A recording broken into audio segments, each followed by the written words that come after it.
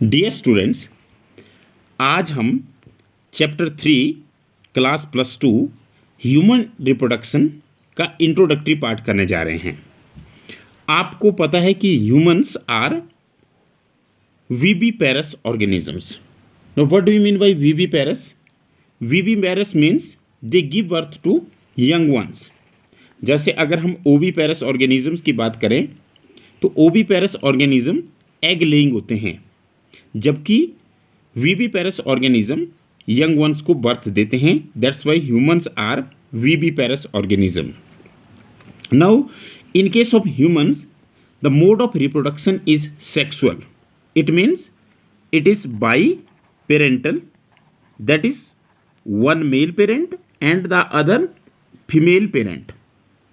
Male parent produces male gamete and the female is produced by female parent. Now in case of humans there is a well marked sexual dimorphism. What do you mean by sexual dimorphism?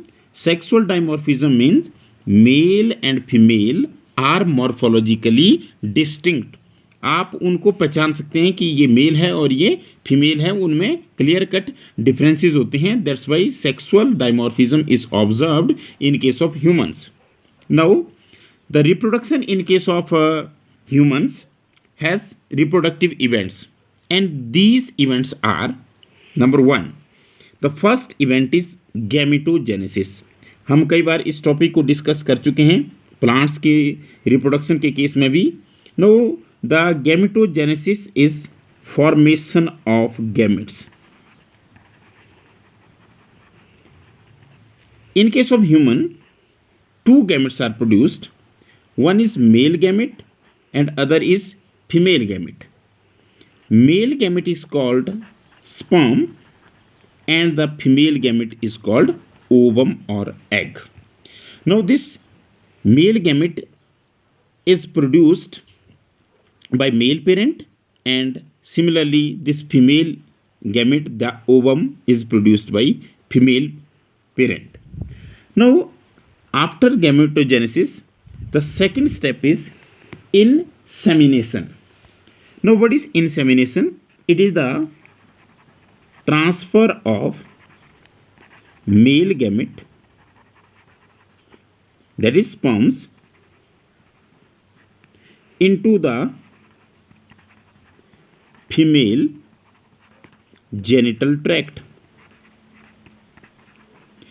So this process is called as insemination. Insemination means when the male gametes are transferred into the body of the female or into the female genital tract. That transfer is called as insemination.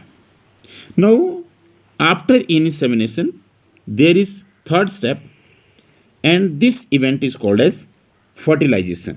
Now what is fertilization? This is the fusion of male and female gametes and it leads to the formation of a zygote. अब यहाँ पर ये जो process है fertilisation का, it takes place inside the body of the female. That's why the fertilization in case of a human, it is internal fertilization. When this zygote is produced, it forms the blastocyst. It changes into blastocyst. Now what is a blastocyst? It is the structure formed in the early development of mammals. आप यहाँ देख भी सकते हैं इस diagram में, ये एक टिपिकल ब्लास्टोसिस्ट का स्ट्रक्चर दिखाया गया है और इसमें आपको एक आईसीएम दिख रहा है जिसको यहाँ आईसीएम लिखा गया है. ICM means inner cell mass, और ये जो इनर सेल मास है ये क्या बनाएगा बाद में? ये एम्ब्रियो बनाएगा. और ये जो आउटर लेयर है यहाँ पिंक कलर के सेल्स की बनाई गई है, this is called as trophoblast. इसको ट्रोफोब्लास्ट कहते हैं. इसमें जोना पेलोसिडा भी होता है और इसमें एक कैविटी भी होती है जिसे ब्लास्टोसील कहते हैं, लेकिन इसको डिटेल में हम बाद में डिस्कस करेंगे क्योंकि अभी हमारा पर्पज़ है कि कौन से इवेंट कब कब होते हैं और किसके बाद होते हैं, किसको फॉलो करते जाते हैं. अब आपको पता है गैमेट्स बन गए तो मतलब गैमेटोजेनेसिस हो गई. उनको ट्रांसफ़र कर दिया into the female genital tract, that is insemination हो गई। इसके बाद फैलोपियन ट्यूब में मेल और फीमेल गैमेट फ्यूज़ करके जाइगोट बना चुके हैं, तो it means it is fertilisation. इसके बाद जाइगोट से ब्लास्टोसिस्ट की फॉर्मेशन हो चुकी है।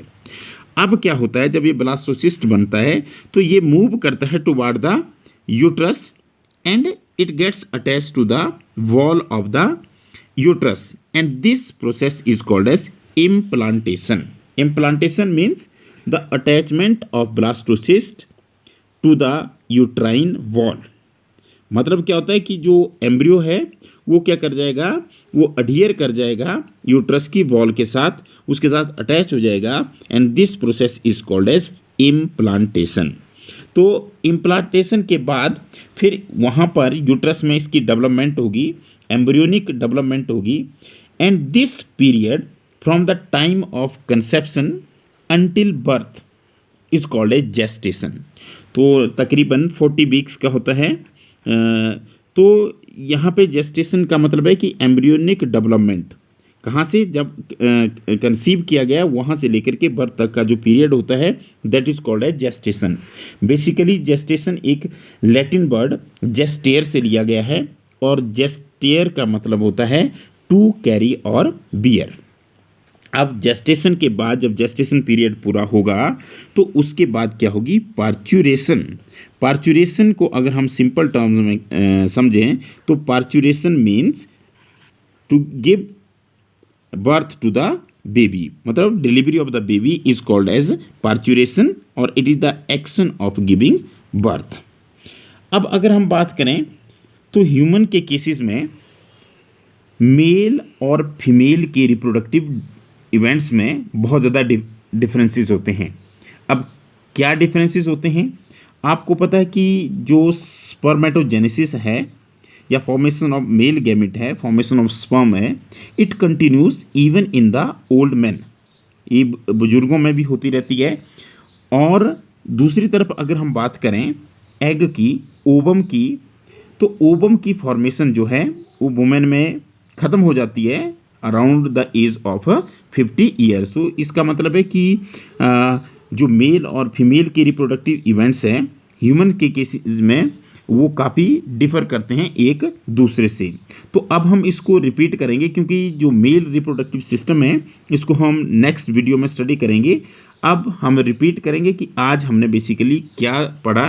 तो आज हमने बात की ह्यूमन रिप्रोडक्शन की और हमने ये बताया कि humans are viviparous organism because they give rise to the young birth and these are sexually reproducing organisms and there is a well marked sexual dimorphism in case of humans and the reproductive events include gametogenesis followed by insemination which is followed by fertilization or syngamy and then blastocyst is developed.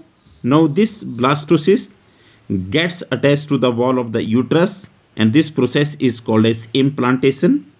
Then a period is there which is called as gestation period and this gestation period is the period of embryonic development and when embryonic development is complete then another process is there and this is called as another event is there and this is called parturition means the action of giving birth. तो इस तरह से हमने human reproduction के introductory part को आज complete किया। In the next video we will study the male reproductive system. Thank you very much.